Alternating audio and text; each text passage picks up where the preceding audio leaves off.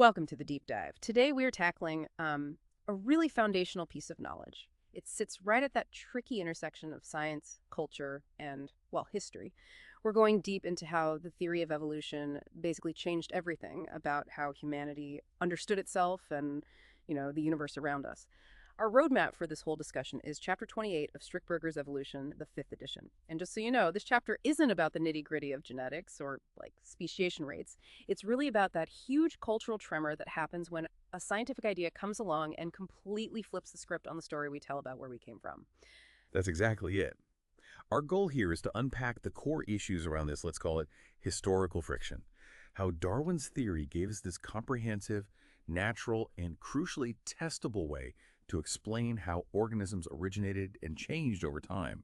And this mechanism, based on random variation and the necessity of selection, it just ran straight into these really deeply embedded belief systems that are all based on a model of, well, a singular intelligent design. Yeah, and something the source material hammers home, and we really need to be clear about this right from the start, is the boundary line here. Religious arguments, they absolutely have immense explanatory power for things like ethics, morality, identity within a belief system, no question. But they operate on premises that are fundamentally outside the realm of verifiable evidence and testable hypotheses. And that means, plain and simple, they can't be treated as scientific explanations. Right. It's the difference between asking, say, how should we live our lives versus how did this specific organism actually come to be? We're basically tracing that moment where the scientific answer to that second question, how life's complexity arose, no longer required an external designer. It could be explained from within the system itself. Okay, so let's unpack what had to happen before this huge shift could even occur. Well, science never happens in a vacuum, does it? It's always tangled up with the culture of its time. Before the whole scientific revolution really got going, society was already dealing with these massive technological changes. Think about things like the printing press. Suddenly knowledge wasn't just for the elite. Or gunpowder, totally changing warfare and power dynamics. Or the compass, making global exploration feasible. These weren't just nifty tools, they were actively breaking down old ways of thinking. Exactly right. These tools fostered this appetite for practical observational knowledge. And that, in turn, started creating the first, let's say, hairline cracks in the dominant theological worldview. You start with the astronomers, Copernicus, Galileo, Kepler. Their big contribution wasn't just figuring out the sun was at the center. It was showing that the cosmos runs on universal, predictable, and importantly, discoverable natural laws. And their explanations were just simpler, weren't they? More elegant than the incredibly complicated models needed to keep the Earth at the center. They really brought in this idea of a mechanistic universe, something you could understand. Yes, and Isaac Newton really formalized that whole idea. When he explained things like gravity with mathematical laws, he essentially built this framework for a mechanistic universe. The theological implication was massive. God didn't need to constantly step in anymore to keep the planets moving or stop the Earth from falling. He kind of got shifted, maybe, to the role of a prime force, or a master artisan who built this amazing clockwork universe that now ran itself. That was a huge intellectual step, moving the divine from being the day-to-day operator to being the initial designer. Okay, so that sets the stage perfectly for Darwin, doesn't it? If the heavens, all that complexity up there, could be explained by these self-regulating natural processes like gravity and motion, then why not life itself? Darwin's theory really provided that final piece, showing how life, too, could emerge and change through natural processes. And that directly contradicted the common religious view that complex life required deliberate, intelligent creation for every little bit. And this is where the philosophical fight gets really intense. To feel the full impact of Darwin's idea, you have to understand the argument he was directly up against. It was powerful. Oh, definitely. We have to talk about William Paley. He was an English theologian, active in the late 1700s and early 1800s. His big work, Natural Theology, laid out this doctrine of design, and it wasn't just some obscure text. The source points out it was required reading for natural theology at Oxford and Cambridge right up until the 1850s. It was central to the intellectual landscape. Paley's argument for design is best known through his watchmaker analogy. He asks you to imagine you're walking on a heath, a sort of empty field. If you kick a stone, you probably don't think much of it. Maybe it was always there. But if you find a watch lying there, intricate, with gears and springs all working together for a purpose telling time, you immediately know someone made it. You infer a watchmaker. Paley argued that living things, like an eye or a bird's wing, are infinitely more complex than a watch, so they must point even more strongly to an infinitely intelligent creator. What blows my mind, and the source really brings this out, is that Darwin himself studied Paley at Cambridge. And he wasn't dismissive at first. He apparently said, Paley's logic gave him as much delight as did Euclid. He was genuinely impressed by it, so he had to wrestle with and dismantle an argument he initially found really compelling. That's quite a journey. It really was an intellectual conversion. Darwin came to see that natural selection offered a way to explain that apparent design without resorting to anything supernatural. He basically said, look, the old argument of design in nature falls now that the law of natural selection has been discovered. He argued there's no more design in the variability of organic beings and in the action of natural selection than in the course which the wind blows. Yeah. It's a blind process. Variation happens and the environment just selects necessity, not intention. Okay, so when you talk about the ultimate challenge to this idea, the go-to example from Paley right through to modern intelligent design folks is always the complexity of the eye. It gets held up as irreducibly complex, like take away one part and it's useless.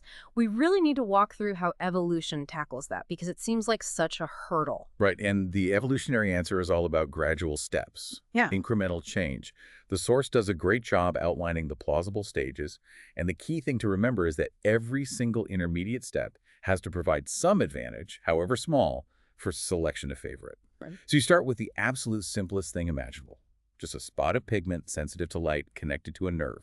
Maybe even a single cell. This just tells an organism light-dark. Maybe a shadow passing over. That's useful. Survival advantage right there. Then maybe selection favors cells that are slightly cupped, forming a little depression. A slight folding of the pigment cells. This cup shape helps concentrate light a bit better, maybe gives a sense of direction. Again, better than just a flat spot. Okay, so you've got this little cup shape. It would naturally fill with water or fluid, I guess. Precisely. And over time, that cup might deepen, and the opening might narrow, forming a sort of pinhole camera eye. This cavity protects the light-sensitive cells and actually allows a very basic, probably blurry image to form on the retina at the back. Still, an image is way better than just light-dark. Then, maybe a transparent layer forms over the opening, offering protection. That layer, initially just fluid, might eventually differentiate and harden into a simple convex lens, improving the focus dramatically. You just keep accumulating these small improvements, each favored by selection, until you eventually arrive at the highly complex eyes we see in, say, squid or vertebrates like us, complete with adjustable irises and sophisticated focusing lenses. And the evidence isn't just theoretical stages, right? The source talks about convergence. Exactly. That's such a powerful point. Think about the complex camera eyes in mollusks, like an octopus or squid, and compare them to vertebrate eyes like ours. They are incredibly similar in structure and function, yet they evolved completely independently. So simile problems led to similar solutions through natural selection, but on totally separate evolutionary paths. That's it. The selective pressure for good vision is just so strong in many environments that evolution effectively found this camera-like solution more than once. And it's not just random convergence. There's a deep genetic connection, too. The source mentions the gene PAX6. This is a master control gene, basically involved in telling developing tissues, build a sense organ here, specifically often light-sensitive ones.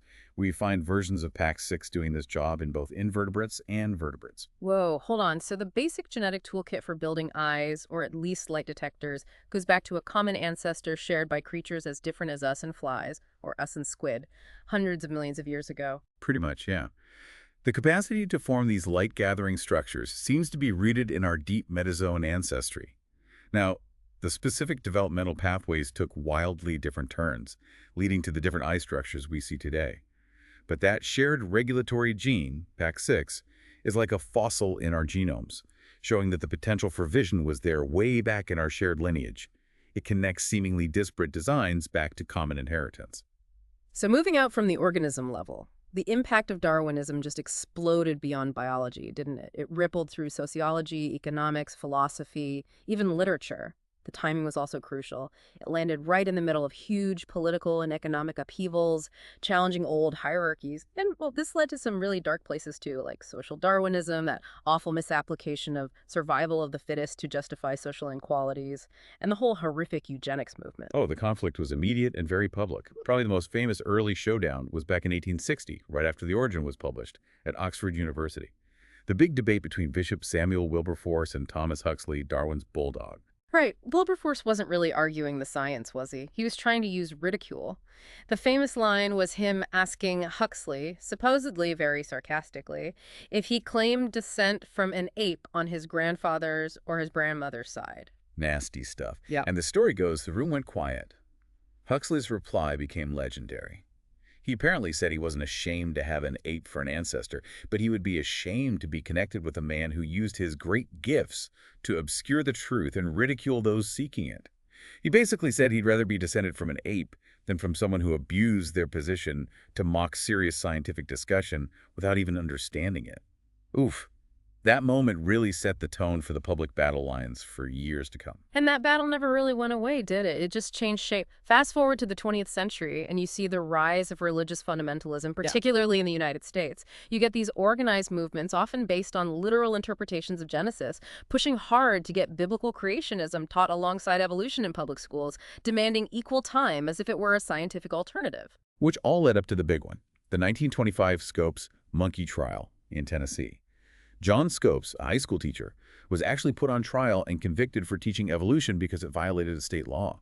You had Clarence Darrow defending him against William Jennings Bryan prosecuting. It was a huge media circus. And here's the kicker.